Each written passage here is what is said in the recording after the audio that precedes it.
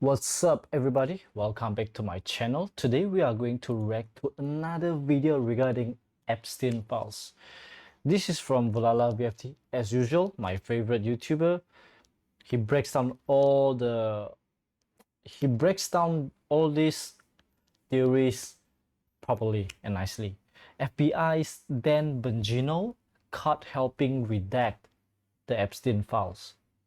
As you know, if you know, a lot of videos, a lot of pictures, a lot of emails, all this stuff, they actually have this redacted part, like the blacked out one. So let's see, what is this FBI doing? All right, let's go. FBI personnel eventually found Patel a jacket belonging to a female, because he's so tiny, special agent. But the director noticed two areas did not have Velcro patches attached, according to the agent. After two members of an FBI SWAT team took patches off their own uniforms and ran them over to Patel, he finally disembarked the aircraft, the report claims. Honestly, if you have any video that you want me to react to, make sure to let me know down in the comment section. And most important, let me know what you are thinking about the video that I'm reacting to. Channel, everybody, and I have some absolutely shocking news that is going to shake you to your core. I promise nobody out there saw this coming, and that is that, yes, today, both the FBI's Kash Patel and Dan Bongino find themselves in incredibly hot water for what? More corruption and incompetence. Surprise. I told you nobody could have seen this coming. Yeah. So what's going on? Well, a new scathing report has come out about Kash Patel specifically from a bunch of FBI agents who are now calling him, his coworkers, by the way, the Make-A-Wish director, because from what they're saying, all this guy has done in his tenure is to fly around on a private jet and going to wrestling matches and playing golf. He's essentially a Make-A-Wish kid. So that's good. And not only that, Dan Bongino, yes, an unfortunate new FOIA, Freedom of Information Act request, pulled emails showing that he has been helping redact Epstein files since March. Insane. So, yeah, that's not good. So don't forget to like, comment, subscribe. Helps the channel. Also, guys, for everybody out there who nominated me, I'm a nominee for the Gundy's Most Influential Man of the Year, I guess. So the voting starts today. If you want to vote for me, you can do it once a day. We'll have the link up here and pinned comment description. Head on over there if you want to support the effort. We'll see if we win. Who knows? Now, let's jump into the video. So let's get started. First thing we're going to talk about, yes, tough guy Dan Bongino, who came in. He's going to bring the FBI to its knees, reform it, reshape it, bring all these evil perps to justice. And it turns out he actually spent all his time just protecting PDFs. So great. Let's take a look. So yes, breaking. Newly released emails obtained through a FOIA, Freedom of Information Act request, revealed that Dan Bongino was approached in March to help redact and censor the Epstein files. What? All right, so this email that was actually requested by Dan Bongino, by the way, from the Information Management Division says, good talking with each of you yesterday. IMD is happy to support. I wanted to share below, which is all redacted, as you can see, as we seek guidance from the GC on the types of redactions to apply to these documents so we can process the right way out the gate. Regardless, we're here and we're ready. Looking forward to welcoming NY and WFO to Winchester today. Shannon. And so what does all this mean? And I can't believe that he came out and admitted this. What this means is that Dan Bongino knew before he was ever even sworn in as Deputy FBI Director, tough guy Bongino, that the Epstein files were being redacted. And did he say anything to us about that? Did he raise the alarm?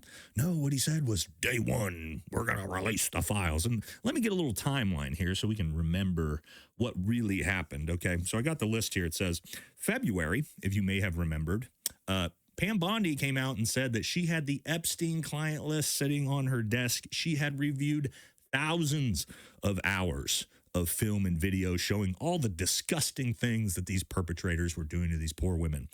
And then in March, Dan Bongino gets access to the files and is well aware, as you can see, of all of the redactions going forward. And not only that, giving them advice on what to redact, as you can see per that email. And then what happens in July? July 7th rolls around, and what does Dan Bongino say?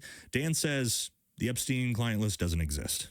after we know now, based off of this email, that he had access to all of this before he ever even stepped in the door.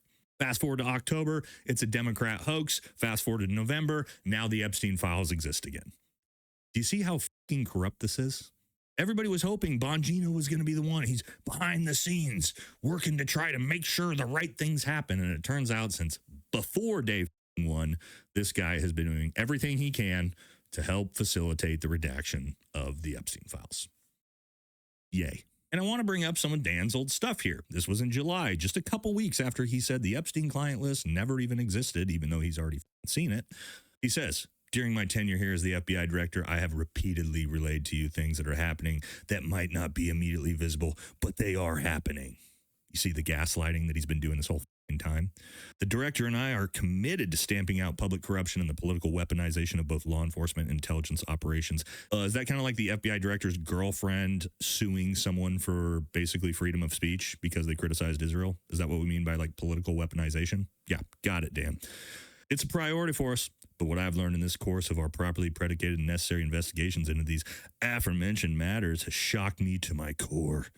We cannot run a republic like this, and I'll never be the same after learning what I learned. Shocked him to his core. He'll never be the same. And then came out and said the Epstein files don't exist.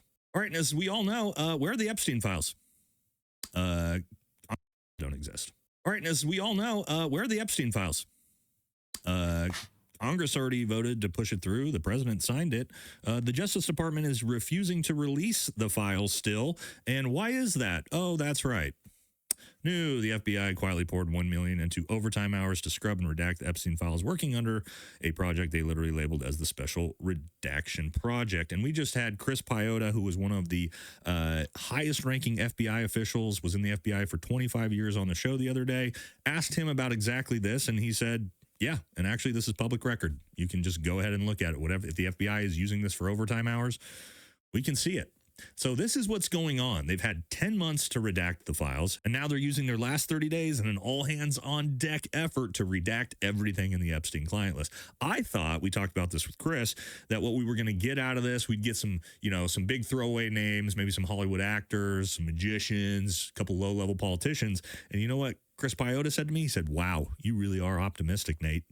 We're going to get nothing other than a redacted mess. And now that we know Dan Bongino has been aware of this since March and helping with this since March. Yeah, what do you think we're going to get out of this, guys? Nothing. Obviously nothing. Now, let's get into the second part of the video, because as we see Dan Bongino's corruption going on, we also have to look at the FBI in general. And yeah, it's struggling, as a new report has come out today that says the FBI is a rudderless ship, with Director Kash Patel in over his head, damning report by agents claim. Agents have shared scathing assessment of Patel's first 6 months in office after the president denied claims he is thinking of replacing him. Also, I want to make it clear, the amount of times Donald Trump said he is not going to replace someone, like he did with Mike Waltz, and then immediately replaced him like 2 weeks later, he's done this dozens of times. So just because Trump said he's not thinking of replacing Kash Patel, I think it's highly likely that this guy's going to go soon. But let's see what this report says. All right, it says here, the FBI is a rudderless ship under Director Kash Patel, who was described as being in over his head in a damning assessment by active duty and retired agents. Days after President Donald Trump denied reports he was considering ousting Patel from his post as FBI director, a group of 24 experienced agents has shared a scathing report detailing their thoughts on his first 6 months in office, due to be presented to the House and Senate Judiciary Committees later this week. Uh-oh. The report obtained by the New York Post comes after Patel has faced the heat of his use of government aircraft for multiple personal trips, assigning a SWAT team to protect his girlfriend, and reported clashes with senior Trump administration officials. And then it says, unnamed special agents, some of whom have been with the Bureau for multiple decades, reported that Patel has neither the breadth of experience nor the bearing an FBI director needs to be successful, while his deputy, Dan Bongino, was described as something of a clown. Both of them roasted. Patel has not yet responded to the claims in the report, but Bongino dismissed them as gossipy nonsense in a post on X. Bongino says, A lot of people are very upset at the changes and reforms we made at the FBI. They will do anything to revert to the old ways of doing things. So they leak gossipy nonsense to the media outlets and journalists with a clear agenda, and they ignore the historic results and the significant reforms we instituted. What results have you had, Bongino? What the fuck are you talking about? You've done nothing.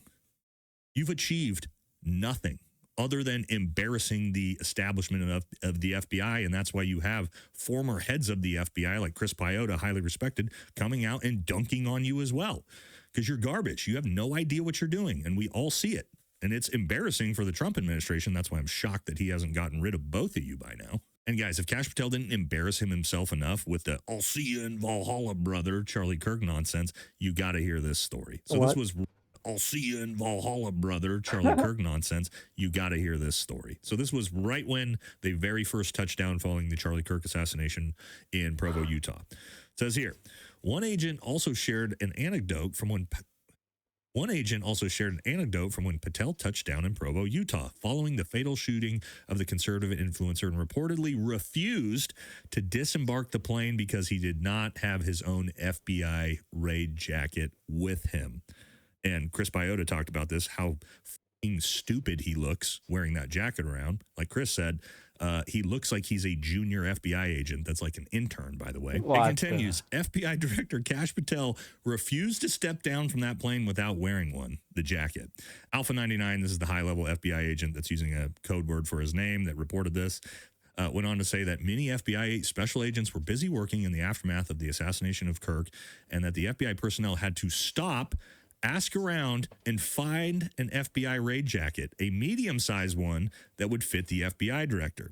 FBI personnel eventually found Patel a jacket belonging to a female, because he's so tiny, special agent. But the director noticed two areas did not have Velcro patches attached, according to the agent. 99 says FBI Director Kash Patel then reportedly said he would not leave the aircraft until he had two patches to cover those areas. After two members of an FBI SWAT team took patches off their own uniforms and ran them over to Patel, he finally disembarked the aircraft, the report claimed. What happens if my dad Insane, starts touching? man. This He Kash is Patel. This guy is just a fucking joke at this point. He's a meme. And I mean, Bongino essentially is now too. And again, this is not even the end of it, right? We got to look at his new nickname that he's got now. And yes, so it says Kash Patel's behavior as the FBI director has earned him a new nickname, according to the former special agent. All right, it says here, Kash Patel's questionable behavior while in post as the head of the FBI has earned him a new nickname, according to a former special agent. The nation's top law enforcement official has been referred to behind his back as the Make-A-Wish director for his alleged extravagant trips and activities, which often uses the agency's resources. In recent weeks, Patel has come under scrutiny for his government use of aircraft, the security detail assigned to his girlfriend, and conflicts with other senior administration members, among other things. And it says, so he flies to see Ovi, hockey star Alex Ovechkin, score the winning goal on a 757, a jet that he used for the Render Safe mission on to ready and dismantle a nuclear bomb if it's found in the United States. Seems like a good use of that aircraft.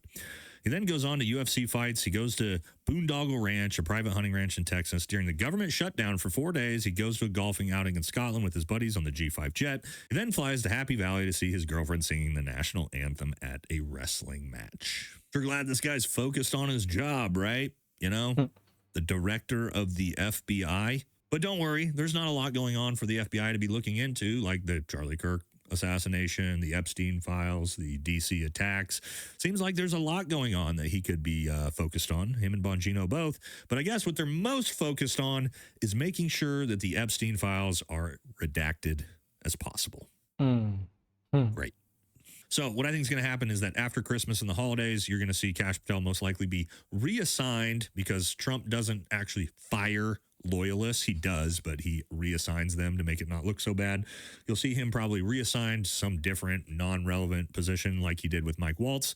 Dan Bongino, who knows what's going to happen with him? I can't imagine he's actually going to be put in as director, because he's just as bad. And then Trump will replace both of these podcasters with someone who actually knows how to do the fucking job. But I don't have a whole lot of confidence in that, because this is basically just the cast of the Celebrity Apprentice that is working throughout the Trump administration at this point. Doesn't seem like any of these people can be taken seriously. So that's all I got for this one. Again, we'll have to wait about 8 minutes to see these two idiots step on their own dicks again. But for now, that's going to do it for this one. Catch you on the next one. All right, guys, what do you guys think about this episode? Kash Patel is literally a joke right now. He is often used as a meme. As you can see, like his face. Oh my god. And when you look at those memes, you'll be laughing.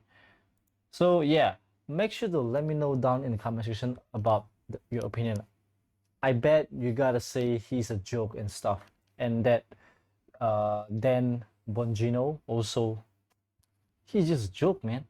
What are they doing? Helping all this elite to actually cover up stuff. That's insane. Guys, I'll see you guys in the next one. Let me know down in the comment section what video should I react to next. Peace out. God bless you all. Amen.